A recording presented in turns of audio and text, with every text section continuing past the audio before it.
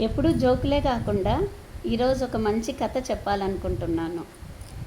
అనగనగా ఒక ఊర్లో రామయ్య, సోమయ్య అని ఇద్దరు క్లోజ్ ఫ్రెండ్స్ ఉండేవాళ్ళనమాట. ఇద్దరు వ్యవసాయం బాగా చేస్తారు. ఇద్దరు వ్యవసాయంలో దిట్టలేనమాట, బాగా పండిస్తారు. సో ఒకసారి పిచ్చాపాటి మాటలు మాట్లాడుకునేటప్పుడు వాళ్ళకు ఒక ఐడియా వస్తుందన్నమాట. సరే మన ఇద్దరం కలిసి 5 ఏళ్లలో ఎవరు ఎక్కువ పండించి క్యాష్ చేసుకుంటే వాళ్ళు విన్ అయినట్లు అనేసి మాట్లాడుకుంటారు. ఓకే అనేసి ఇద్దరు అనుకొని ఒక పత్రం రాసుకుంటారనమాట. అది ఊర్లో పెద్దల ముందంతా చెప్పేస్తారనమాట. ఇది మా ఒపీనియన్, మీకు కూడా చెప్పేస్తున్నాము అని. అందరికీ ఊర్లో క్యూరియాసిటీ అనమాట, ఏం చేస్తారు వీళ్ళు, ఏం పండిస్తారు అనేసి. సరే వాళ్ళ టైం స్టార్ట్ అవుతుంది. ఇద్దరు బాగా కష్టపడి పొలం దున్నుకోడి చేస్తూ ఉంటారు. రామయ్య ఏం చేస్తాడంటే సంవత్సరానికి 2-3 పంటలు పండిస్తూ బాగా వాటిని అమ్మి బాగా డబ్బులు వస్తూ ఉంటాయన్నమాట. కానీ సోమయ్య ఏం చేస్తాడంటే రోజు వెళ్తాడు, పొలంలో బాగా దున్నుతాడు, కష్టపడి పని చేస్తున్నాడు, కలుపు తీసేస్తున్నాడు, కానీ ఎటువంటి పంట ఉండదన్నమాట సోమయ్య దాంట్లో.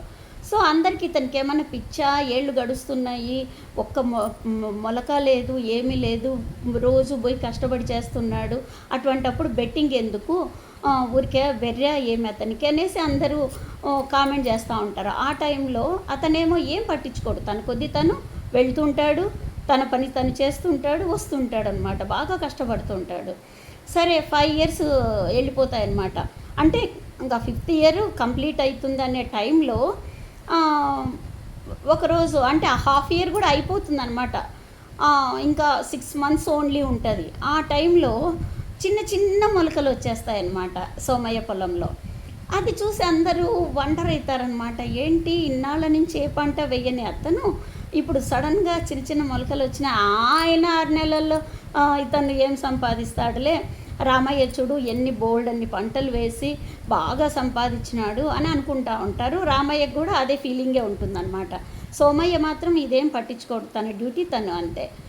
సరే ఓన్లీ విత్ ఇన్ డేస్లో ఆ చిన్న చిన్న మొక్కలే పెద్ద పెద్దగా గ్రో అయిపోతాయి అన్నమాట, బాగా పెరిగిపోతాయి. అదేంటంటే బ్యాంబూ ట్రీ, వెదురు అనమాట. విపరీతంగా పంట వచ్చేస్తుందన్నమాట. ఇతన్ని ఇన్ని పంటలు పండించి క్యాష్ చేసుకున్న దానికంటే 3 times ఎక్సెస్ అమౌంట్ అతనికి వచ్చేస్తుందన్నమాట. సో ఎవరినే కానీ తక్కువ అంచనా వేయకూడదు, వాళ్ళు ఏం చేస్తున్నారు మనకు తెలియదు కదా. కాబట్టి ఎక్కడ ఎవరు వాళ్ళల్లో ఏ టాలెంట్ ఉంటుందో, ఏ దాంట్లో ఏముంటుందో మనకు తెలియదు కదా. కాబట్టి ప్రతి ఒక్కటి భూమి మీద ఆ దేవుడు జీవం ఇచ్చినాడు అని అంటే ఏదో ఒక వాల్యూ వాళ్ళకు ఉంటుంది. మనుషులకు కానీ, పక్షులకు కానీ, భూమిలో పండే ప్రతి పంటకి కానీ వాల్యూ ఉంటుంది, దేని వాల్యూ దానిదే. సో ఎవరినే కానీ కామెంట్ చేయకూడదు ఫ్రెండ్స్. Okay, thank you.